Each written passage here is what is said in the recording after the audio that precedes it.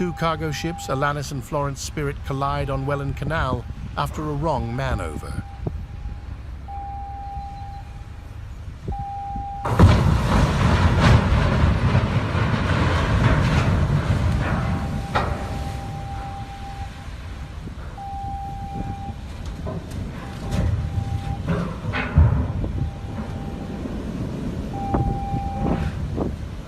A container ship tests its lifeboat with an unexpected result.